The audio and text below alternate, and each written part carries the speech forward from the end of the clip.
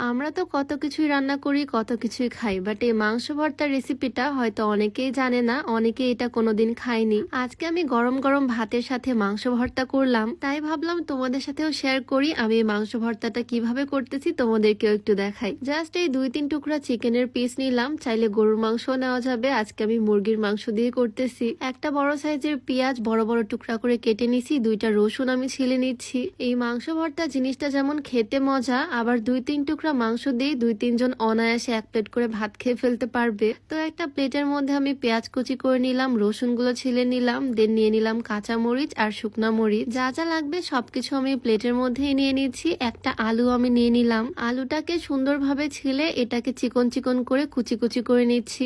আমরা বাঙালি মানুষ ভর্তা ভাজি আমরা একটু বেশি পছন্দ করি, বাট এই মাংস ভর্তা জিনিসটা আসলে অনেক ইউনিক। যাই হোক, আলুটাকে আমি কুচি কুচি করে কেটে নিলাম। আর এই তো আমার চিকেনের পিসগুলো সবকিছু অলরেডি এখানে রেডি। এখন চিকেনের পিসগুলোকে আমি সুন্দরভাবে কিমা করে নিচ্ছি। একটা ছুরি দিয়ে আমি মাংসটাকে থেতলে নিচ্ছি যাতে খুব সুন্দরভাবে সিদ্ধ হয়ে যায়। এপিট ওপিট করে সুন্দর করে আমি ছুরি দিয়ে বাড়ি দিয়ে নিচ্ছি বারবার। আমি এখানে 3-4 টুকরা চিকেনের পিস নিছি, একদম ছোট ছোট, বাট বাড়ি দেওয়ার পর অনেকটা চ্যাপটা হয়ে গেছে। সবকিছু আমার এখানে রেডি, জাস্ট আমি আদার কথা একদম ভুলে গেছিলাম, লাস্টে আমি আদাটাও অ্যাড করে দিলাম। আদাগুলোকে চিকন করে কুচি করে নিচ্ছি। এই ভর্তাতে দেখো কি কি অ্যাড করছি আমি, পেঁয়াজ, রসুন, আদা, কাঁচামরিচ, শুকনা মরিচ, চিকেন আর আলু সবকিছু প্লেটের মধ্যে ধুয়ে রেডি করে আমি চলে আসলাম চুলার কাছে। একটা প্যান আমি চুলায় বসিয়ে দিলাম, এটার মধ্যে দিয়ে দিলাম সরিষার তেল। তেলটা একটু গরম হয়ে গেলে তার মধ্যে আমি দিয়ে দিচ্ছি কালো জিরা ফোড়ন। ভর্তা ভাজিতে কালো জিরাটা বেশ ভালো লাগে। আর তারপরে দিয়ে দিলাম অল্প একটু জিরা, আর একটু পরিমাণে তেল দিয়ে আমি এর মধ্যে দিয়ে দিলাম পেঁয়াজ কুচিগুলো। পেঁয়াজগুলো আমি বেশ মোটা মোটা করে কুচি করছি।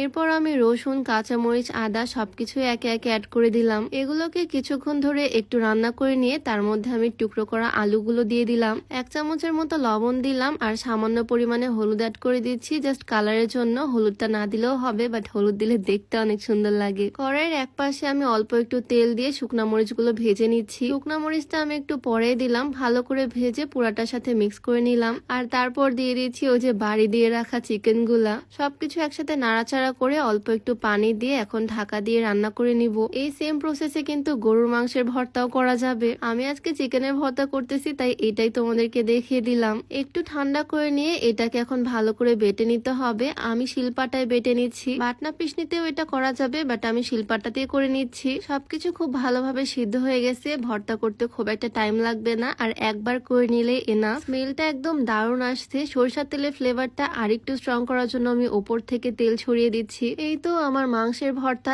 একদম রেডি। তোমরাই বলো এটা খেতে কেমন লাগবে, দেখে কি মনে হচ্ছে? বানানো কিন্তু একদম ইজি, আমি দেখিয়ে দিলাম, চাইলে তোমরা ট্রাই করতে পারো এটা। আমি অল্প একটু গরম ভাত পাটার উপরেই নিয়ে নিলাম। ছোটবেলা আম্মু যখন শিলপাটায় ভর্তা করতো তখন পাটার উপরে ভাত আমি খেতাম, খুব মজা লাগতো। আজকে নিজেই পাটার উপরে ভাত নিয়ে খাচ্ছি। সত্যি বলতে আমার কাছে এটা টেস্ট দারুণ লাগছে। ঝাল ঝাল একটা ভর্তা, একদমই ইউনিক টেস্ট, আর চিকেনেরও একটু ফ্লেভার আসতেছে, মানে দারুণ খেতে এক কথায়। 2-3 টুকরা চিকেন দিয়ে কতগুলো ভর্তা হয়েছে, 3-4 জন অনায়াসে খেয়ে ফেলতে পারবে। গরম গরম ভাত আর একটু ভর্তা আমি নিয়ে নিলাম, এটা এখন নিয়ে যাবো আমার হাজবেন্ডের কাছে। আমি তো পাটার উপরে টেস্ট করছি, আমার কাছে অনেক ভালো লাগছে, আর ও খেয়ে বললো ওর কাছেও নাকি দারুণ লাগছে এটার টেস্ট। তো এই রেসিপিটা তোমাদের কাছে কেমন লাগলো অবশ্যই কমেন্টে জানিও। তো আজকে ভিডিও এখানেই শেষ করছি, সবাইকে আল্লাহ হাফিজ।